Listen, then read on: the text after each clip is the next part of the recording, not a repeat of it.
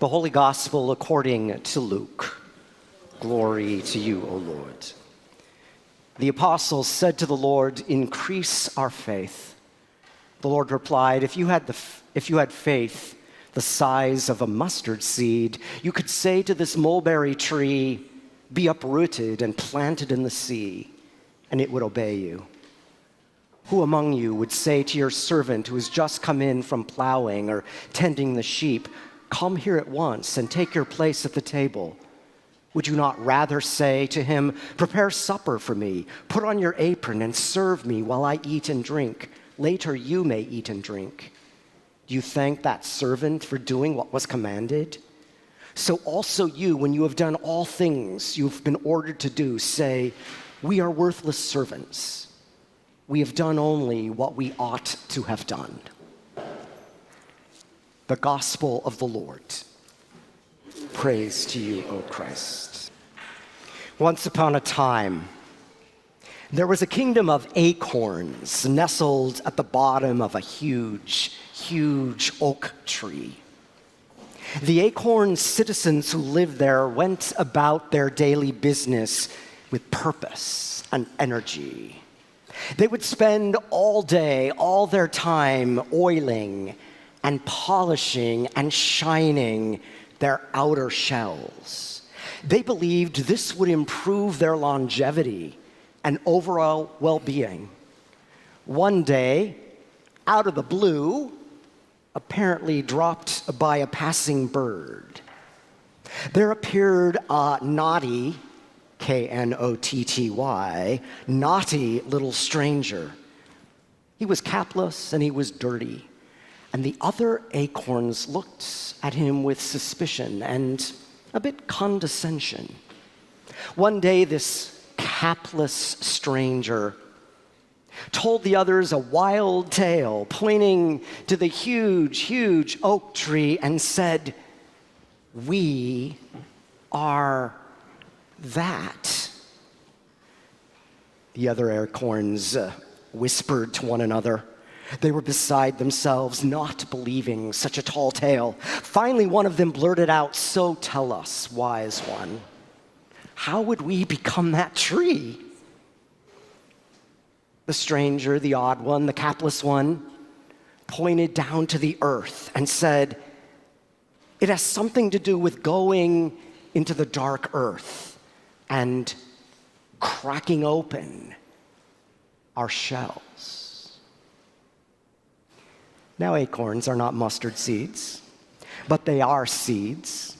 And Jesus says that if you have faith the size of a tiny seed, you can do amazing, marvelous things. On this feast day of St. Francis of Assisi, with animals and human beings worshiping together, we reflect on the miracle and gift of faith within God's marvelous creation. Now, until the past 50 or so years, Christian worship and theology centered only on human beings. We were considered the apex of creation. And some blame Christian understanding of "have dominion over all the earth," that line in Genesis, as a direct link to our burgeoning climate crisis. 50 years ago, there were no prayers in our liturgies for the earth, let alone for animals. We just prayed, we just blessed human beings. Thankfully, times have changed. Back to faith and mustard seed faith. Were you taught ever as a child that faith is kind of like thinking hard enough? In other words, faith is in your head. Now, to be honest with you, when I read the newspaper these days, I must admit I don't have a lot of faith that things will get better. It makes me doubly sad, first of all, just because it's sad, but secondly, because I'm the preacher that needs to announce hope. And according to a recent poll, I'm not alone. At the height of the pandemic, when we were divided by masks and issues of racial justice and equality, a majority of Americans had faith that the country was capable of solving its problems. Today, only 33% do. These days, political opponents are called enemies. Hatred and retribution have been normalized. Diversity of all things demonized. Once an elite runner and coach was asked by brand new runners when it would feel easier, when there would be less effort to run. And the coach said, "It doesn't get easier. You just get stronger." Today, we join the prophet Habakkuk in lamenting what is going on in our world and country. The prophet says, "I cry to help and you do not listen. Why do we have to keep looking at wrongdoing, destruction and violence, strife and contention? The law becomes slack and justice never prevails." Eerie words to read today. The prophet goes on, "Look at the proud, shining their shells, I would say. The spirit is not right in them, but there is a vision for our time. The righteous shall live by their faithfulness." So if faith is not thinking hard enough, what is it? Now, if I were to take a survey today and ask you, what is the opposite of faith? Admit it. How many of you would say doubt? That was really?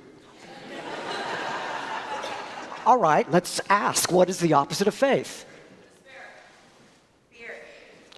According to the Gospels, the opposite of faith is fear. Congratulations on that answer. And fear is what many of us are feeling. Faith can seem like having shiny shells, knowing right answers, knowing the right path, the right way. Faith can seem like optimism. But the well-known biblical scholar Walter Brueggemann, who died recently, once said, "We all hunger for certitude. The problem is the gospel isn't about certitude. It's about fidelity, faithfulness." The disciples cry out to Jesus, "Increase our faith." No wonder they do. He's freaking them out. Keep forgiving over and over. Love God more than anything. Reach beyond yourselves. Serve others. Die to self. Surrender. Give us faith, they cry out. And here's the thing, Jesus isn't scolding the disciples for not having enough faith. He's reassuring them, your little seed-like faith is enough. You have what you need deep within you and your connections to one another. So we gather today with animals and human beings, not as super faith Christians who have it together, who have the right answers, who have the right politics, who have the right beliefs. We're not a community of acorns wearing sashes saying, "Best Christians ever." The thing is, you can't plant an acorn in a pot near a sunny window. The acorn needs the cold darkness of an underground winter. The scruffy, self-obsessed acorns from our earlier parable must sink into the deep soil to develop roots and complex, far-reaching root systems. So too for us, as we face setbacks and challenges, not only of our lives, but for our nation. Now, of course, our hope is in God. That's why we're here. But it's also in creation. Thank you for reminding us of that. The goodness of the earth. The earth holds all that is needed. Sun and moon, plants and animals, all living things. And Saint Francis, who we celebrate today, delighted in creation and all creatures. He renounced riches and found joy in poverty. He beheld in his own wounds the very love of Christ. We come together every Sunday in this place to nourish our spiritual roots by the sacred in the dark depths of our souls. We gather around Christ, the seed planted in the earth, whose dying and rising is the pattern of our lives. Think of it this way: we are a community of just a little faith,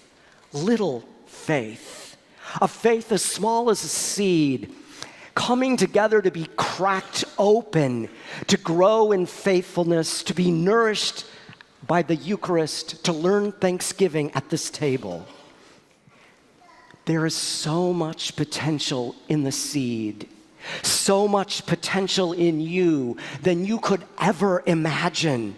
When the road seems impossible, here, in this place, in the words of hope, in the gospel, at this table, in you and me, in our animals, we find the courage we need to touch the earth lightly, to use the earth gently, nourishing the life of all the world in our care.